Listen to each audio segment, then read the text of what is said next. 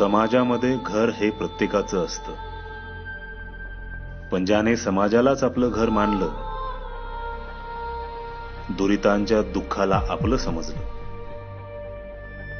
मदतीला धावून विघ्न परतवलं, तोच खरा विघ्नहर्ता. आमदार शंकरराव गडाख. लोक माझ्याकडे एक आपला माणूस म्हणून येतात. आपल्या व्यथा, आपल्या अडचणी, आपल्या अनेक आलेले प्रसंग मला सांगतात. माझंही मन हिरवावून जातं, डोळे पाणवतात, कारण शेवटी मी हाडामासाचा माणूस आहे. माणूस या नात्याने मी त्यांना मदत करण्याचा प्रयत्न करतो. माझे पप्पा आधी थोडे आजारी होते. पैसे न उपलब्ध नसल्याने आणि लवकर ऍडमिट न झाल्याने पप्पाला 3 अटॅक एकामागे एक येऊन गेले. मी त्यांना कॉल केला, पण आमदार साहेबांना या आधीच कळालेलं होतं. पण ते तेव्हाच मला म्हटले, भिवू नकोस, मी आहे म्हणून, घाबरायची काही गरज नाहीये, मी असल्यावर काहीच नाही होणार त्यांना. सरांनी लगेच मला तातडीने पैशाची मदत केली.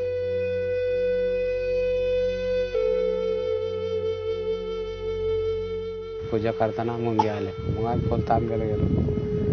मग तिथं ते ना गोळ्याने त्या बाटल्या दिल्या. मग ते चोळलं, त्यानं जादा झाला.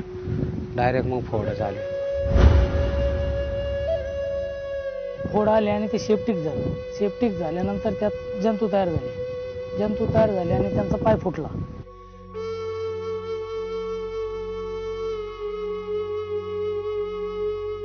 आमदार साहेबांनी एकमेव मदत त्यांना केली, त्याच्यामुळे त्यांना आधार मिळाला आणि जीवदान मिळाले.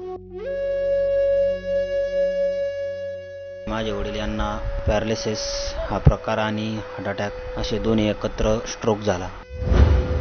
शंकरराव गडाख साहेबांनी आम्हाला याची आर्थिक मदत केल्यामुळे आम्हाला खूपच आधार आला.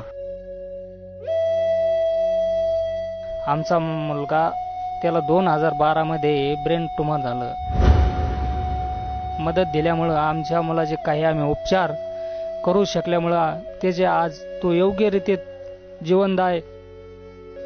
मुलाला ते मुळे झालतं, ते मुळ्यातच ऑपरेशन करायचं होतं. आता जवळ असा म्हातारा होता, करायला कोण नव्हतं. त्याचे वडील गमावलेले होते. साहेब पैसे देतात ना, आमदार मदत करतात ना, तर मग जरा मनाला समाधान होतं. 3 वर्षापूर्वी माझं बायपास झालं पुण्याला. त्यावेळेला मी आमदार साहेबकडे गेलो, साहेब मला असं घडलं, माझं असं होतं. त्यावेळेला साहेबने खूप आर्थिक मदत केली मला त्यावेळेला. का वेळोवेळी असे आमदार आम्हाला लाभावा आणि आमचे गोरगरिबाचे भरपूर अडचणी त्यांच्या हातून दूर व्हावा ही प्रयत्न परमेश्वराजवळ प्रार्थना करत असो. एक आपला भाऊ म्हणून, मित्र म्हणून, माणूस म्हणून हे लोक त्यांच्या व्यथा मला सांगतात आणि त्यातनं मलाही पुढे मदत करून त्यांचे आशीर्वाद मिळतात आणि पुढे चांगलं काम करायला अजून मला आनंद वाटतो.